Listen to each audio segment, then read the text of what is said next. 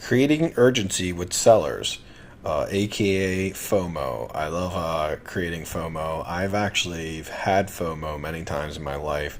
If I had to give you an example of the worst decisions I've made in house flipping, it usually was attached to me having FOMO. FOMO, I'll give you some great examples that we run into as house flippers. One might be once we've actually start getting a house flipping business that's up and running and doing deals, we might have one contractor, and the FOMO we might start to experience is, can we keep this person busy, because we don't want to lose them. We don't want them to go out and work for our competitors, because if we don't have enough houses, and that sometimes will cause us to buy houses and pay too much for them and not really analyze them correctly. We'll start to analyze them in a way that gives us what we want, which is often we want the numbers to make sense. But the reality is most of the time they don't make sense, so it's our job to be very objective about it. Now, when we're working with sellers, the reason we want to create FOMO is because people struggle making decisions.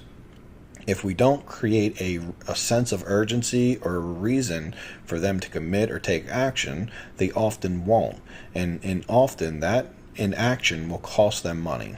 If they take a really long time to make a decision, they end up like waiting forever. They obviously have called because there's a motivated reason and there's a timeline that they need to obtain. They won't often reach that timeline, or maybe they're behind on payments, or they have taxes that are due, or they have a probate situation they need to close out and they want to do it in the next 30 days. All those things will not happen if they're not willing to take action. So we need to create FOMO so it can inspire them to start just saying, you know what, I don't have all the answers, but let's just do this. It makes sense. Everything Mike shared with us, we feel comfortable with them. Let's go forward. That will never happen if there's no FOMO. So FOMO we create is that when we make an offer, we put the money aside for you. And because we put the money aside, we need to get a yes or no from you, because often we're looking at about 20 houses a week, just like yours, and it is a first come, first served basis. And currently right now we only have money for one house.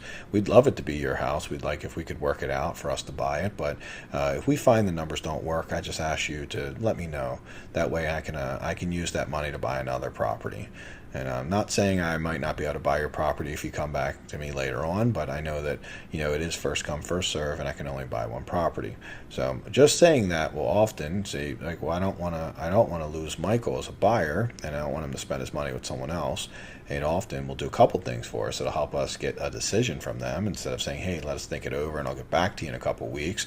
Well, obviously that's never in our best interest for that to be the case, because like we said before, the longer we make them wait, time is our enemy. They will find someone who will give them a number that they're happy with, or they thought they could get for the property. The problem is often the person who's willing to pay them the most when it comes to the investment arena is someone who's not capable of settling or delivering on their promise.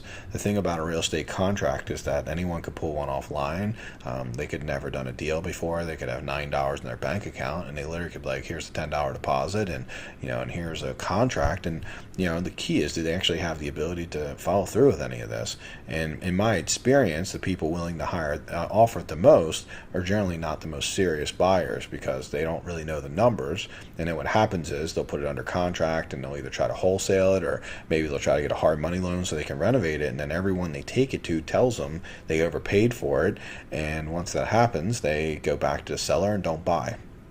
And now the seller's left with, a really bad situation, because remember, they only had 30 days to get this thing solved. So it's in our best interest for us to be a little bit pushy and we need to help them. We need to support them in making a decision. If we don't, then they do run the risk of potentially going out and getting under contract with someone who's not going to have their best interest at heart. So I recommend being a little bit pushy, being a little bit, hey, listen, I want to do this deal with you. Can you give me a yes or no? And if they try to use the let me think it over, we don't accept that.